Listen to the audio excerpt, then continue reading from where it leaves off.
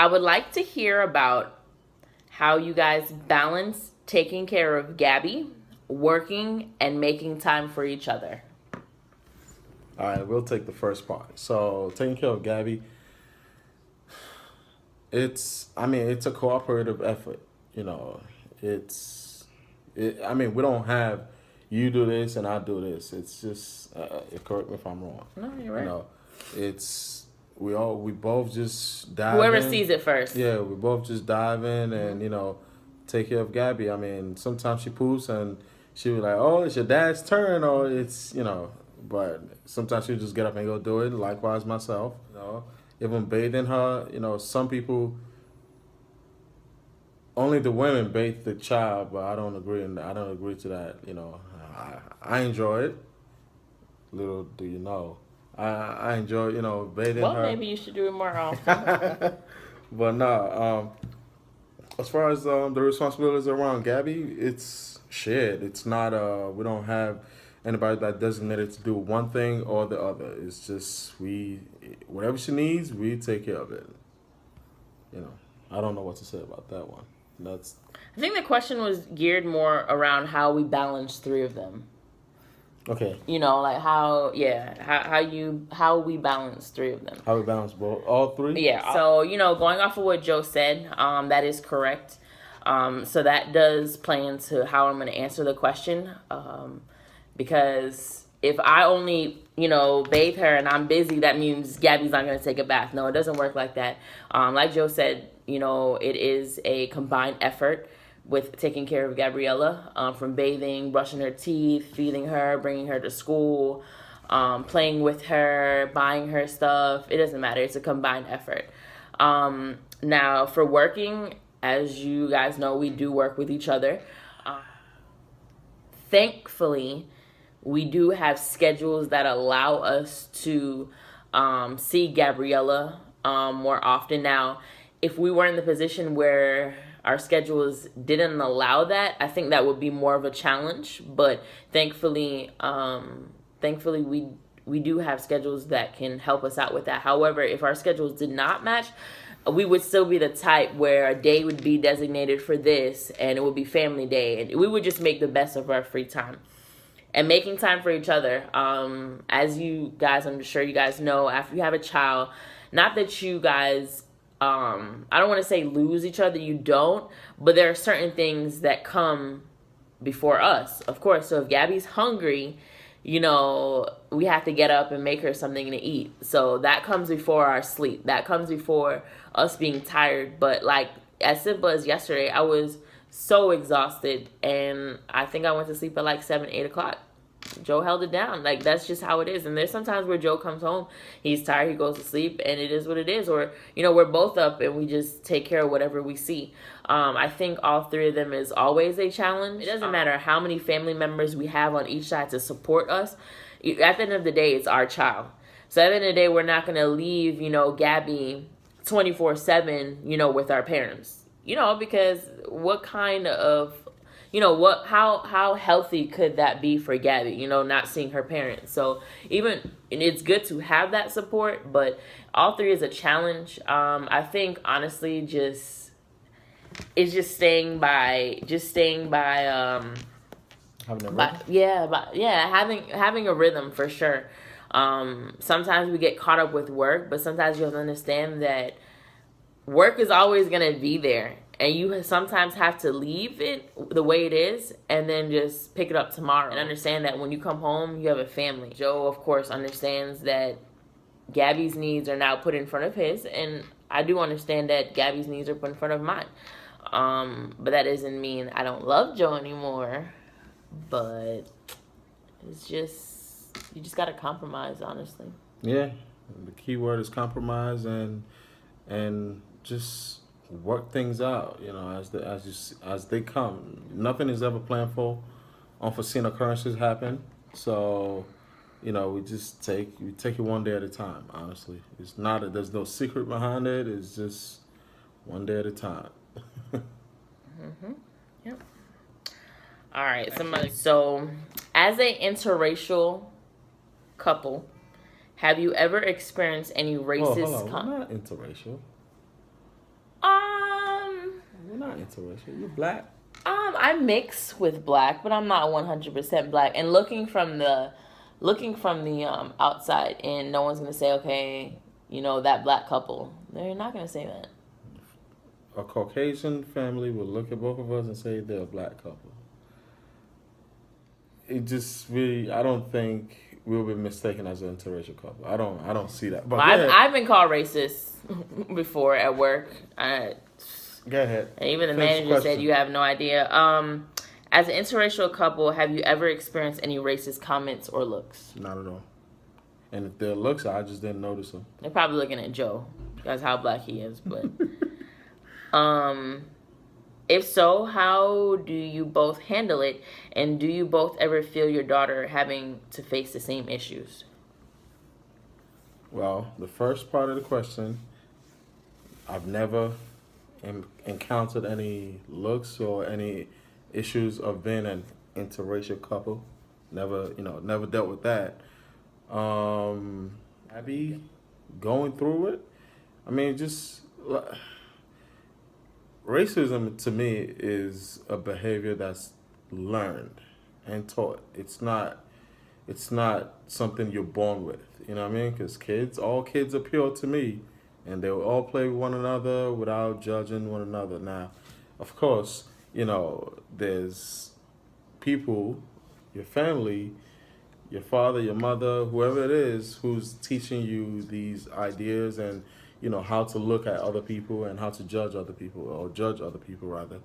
So with Gabby, I'm just going to teach her the purest form of love is just love everybody, but I'll make sure she's not naive to the fact that there are going to be some people out there that's going to judge you based on your color, so this is where she'll have to prove herself and not fall in the statistics of, being a young black female, doing the typical things that's expected of young black female, which, nowadays society think, black people are savages or animals or wherever it is. So she'll have to carry herself, with dignity, respect, and she will demand respect. Now, I always say one thing about me. I demand respect because I give everybody respect. Even a 2-year-old will get respect from me. So I demand nothing short of respect. So in that way, I'm going to bring her up, or I'm going to try to bring her up in that manner, so she understands that, people are going to judge you. There's a lot of hate in the world. She just has to be pure and love everyone, accordingly. Good things come to the people who shows, who's positive and always, put positive energy in the atmosphere. I believe that, defeat negative people, but she still have to guard herself and understand some people are just malicious and they hate our kind, if that makes any sense. And piggybacking off of what Joe said, it's going to be my goal, my mission, to express to her every day not only how much she's loved, but how beautiful she is. Because I don't want her to be the only one with curly hair and she thinks, straight hair is better than curly. No. I want her to know that her skin color, whatever color you want to identify that as, whatever kind of hair you want to identify she has, that her kind is beautiful. I just want to make it my mission that she understands that she doesn't walk in a situation where she feels less beautiful because she's darker than someone or because she's lighter than someone. I think coming from, a very mixed family on my side, I've embraced that. I'm different. Like growing up, I hated things about me, how I look, but now I've come to embrace it. I think I'm kind of beautiful. It's awkward. All right, so moving on to the next question. Have you guys ever talked about having a threesome? And if so, what kind of criteria would you go by to pick the person? You said we have, but I'm trying to remember. Maybe I was just BSing you or something. I don't know. But I mean... So go ahead and answer the question. We have discussed this before, a long time before this question was even asked. And when I was reading the question to Joe, so he can brainstorm, he was like, we've never discussed it. I'm like, we have. I was like, you'll just have to listen when the video starts. So what did I say? Because No, I'm not gonna say it. I want you to. No. I'm not gonna say it. I need you to answer the question, and then I'll say it. Well, I'm gonna answer based on like as if this is the first time I'm hearing Yeah, it. absolutely. So threesome, I don't know. I can't. I don't think I can share you with anybody, male or female. Now, if I was joking, if this is two folds to this, so I can joke and say, yeah, you know, on our 30th year anniversary, yes, I want a threesome. I deserve it, but that's me joking. I don't think I'll ever say that though. But in all seriousness, no, I don't think I can, male or female, sharing, having you have sex with somebody in the room with me. No, it's just weird. I don't think I can do it. In all seriousness. Now, I'm joking. Yeah, hell yeah. Throw J-Lo in there. Yeah, you might leave me for J-Lo. So what Joe said, and it actually goes in tie with what he said. He actually told me that he was like, first of all, it cannot be another guy. That is not even a question. Like, don't even. However, another woman, he was like, no, because it gets tricky after that, because then the other person is gonna believe that you want to have sex with that person, and they may have sex without that original person. That's exactly what you told me. You just said that the So person fine. that was added, the person that was added, but Look at that. like he said, I may have said it jokingly. We could throw another girl in there. I mean, what's another girl? Let's get ahead and Don't know if I could find J-Lo though, but Okay, that's good. I'll settle for Drea. No, she probably. Never mind. You know what? This is gonna go on YouTube. Never mind. No, you know what? Let's just pass on that. But if we were to choose something, the criteria would have to be they would need to be beautiful, of course. Don't be as beautiful as you. Oh, calm down. And they would have to be good in bed. How do you handle the cultural and religious differences within our relationship? The cultural difference to me is not much of a cultural difference. And I say that to say there are very strong similarities around the way our parents brought us up. And we talked about this briefly around how, certain things your parents do being foreign parents. And I think, of course, they always want you, first thing, you have to be successful. You have to be better than them. So those things, of course, I'm going to administer to Gabi too, Now, I'm not going to beat her over the head if she's not a doctor, However, I want her to be free-spirited, And at the same time, now free spirit today can go a lot of different ways. So let me define my free spirit. Free spirit means explore your artistic side of what you're passionate about. Now, not free spirit with your body. So let's clarify that. But yeah. So with that, I will like Corinne said, and I think we spoke about this before. Just having her be who she is and exercising, herself, to develop into a woman she wants to be. If she comes to me and say, I love cars, I love putting cars together, guess what? Let's get you in a class to know how to build cars or to learn that. It's not going to be, oh, you're a girl, you shouldn't love that. You know what I mean? So I'm not going to, be her over the head to be a doctor or a nurse or whatever it is, because that's mainly what parents, if you're not a doctor, you're not successful, you're not successful at all. But so that's one They'll culture. settle for the nurse though. Yeah, settle for the nurse. But that's one cultural part, and with culture, of course, I'm gonna teach her my culture. I'm gonna, like even with Jamaican culture, wherever, those two look like, she will, I'll try to speak my language to her when she starts talking, so she can understand certain words, and hopefully she can, she can speak it. If she can't, it's fine. But I'd like her to understand it, so when we out, if I'm trying to talk about somebody, she understands, But I will teach her my culture. I will teach her the food. Well, not teach her the food. I will introduce her to the food. I will introduce her to the culture. And, it's up to her if she wants it. I'm not going to force it on her. Let's put it like that. That's one thing. And that goes straight into religion as well.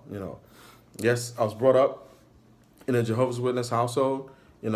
At this moment, I'm not practicing it. It's just something that I chose to do. It's not, nothing. And you know, some people frown upon it. Your parents might see this video. It's fine. Some people frown upon it. You know, some people understand. You know, it's just something that I like to do. I have my personal relationship with God.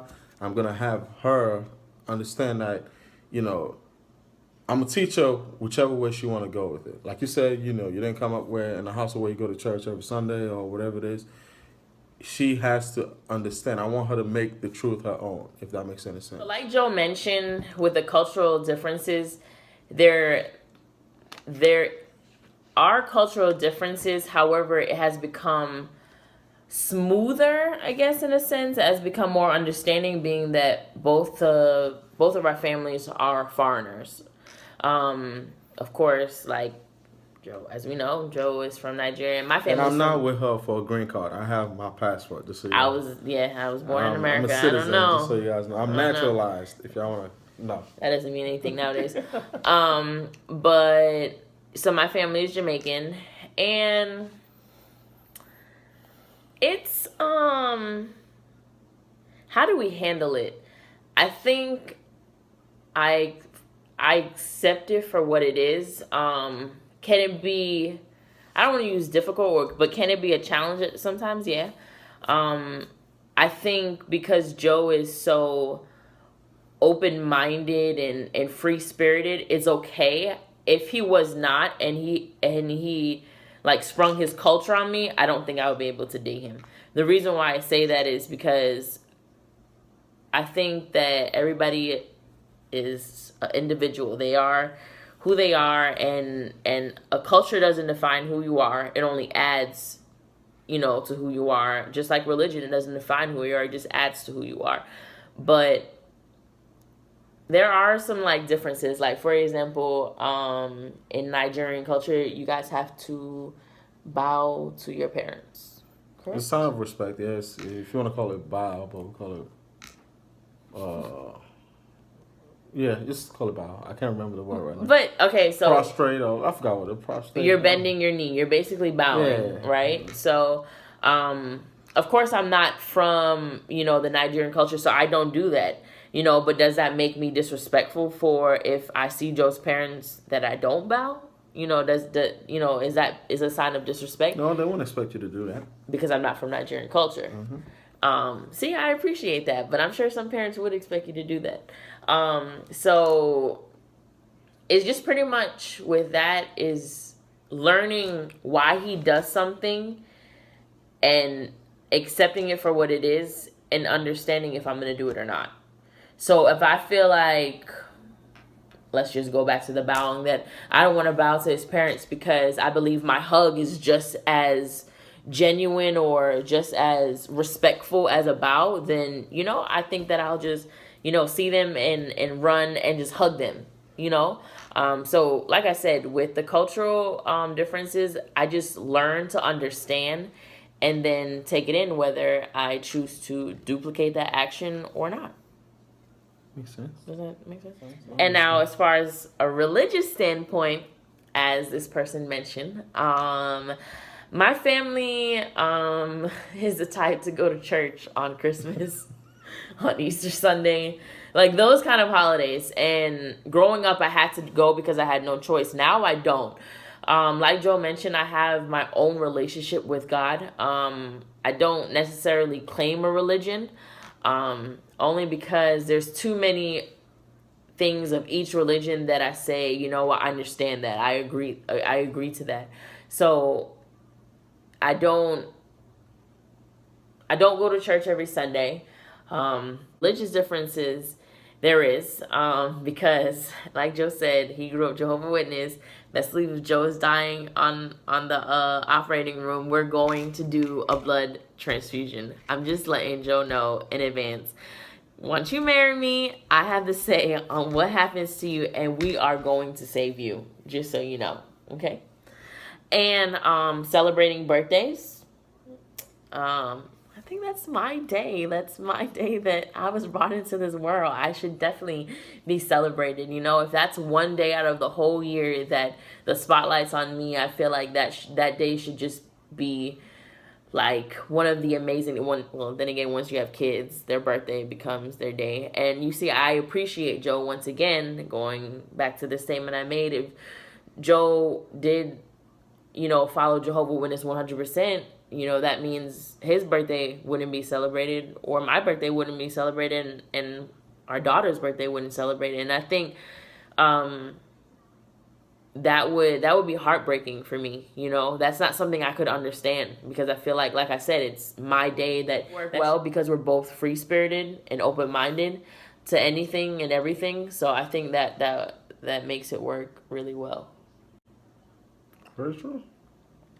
What advice would you give to other couples and parents? I'll start with that. Once again, to be open-minded. I remember I made a comment one time. What if your child doesn't have the same religion as you? And that's where everybody looked at me crazy. Because that's the truth, though. We raise our children to what we believe is right. And the truth of the matter is that we're not always right.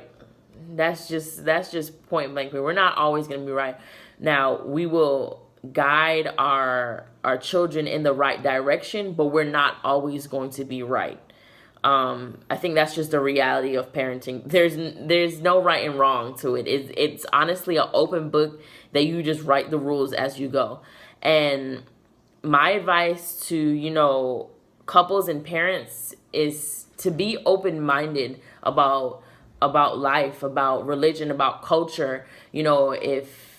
If your child says like, hey, you know what, I believe in, Buddhism, just have a conversation. Hey, what do you believe, from that religion? What do you believe?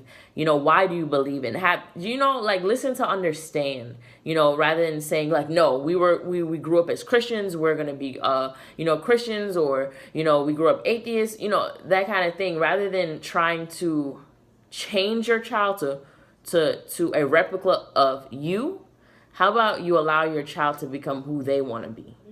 Just be open-minded and free-spirit, and just teach with love and understanding. Understand your children, understand their future, or what you want them, how you want them to be in the future, and just bring them up in that way. I can't stress the free spirit and love portion, more than she's already done. So that's it. All right, guys. Talk to you guys soon. I'm Joe. I'm Kareem. So keep dancing. I can't stop the feeling. So just dance, dance, dance. So just dance, dance, dance. Ooh, it's something magical.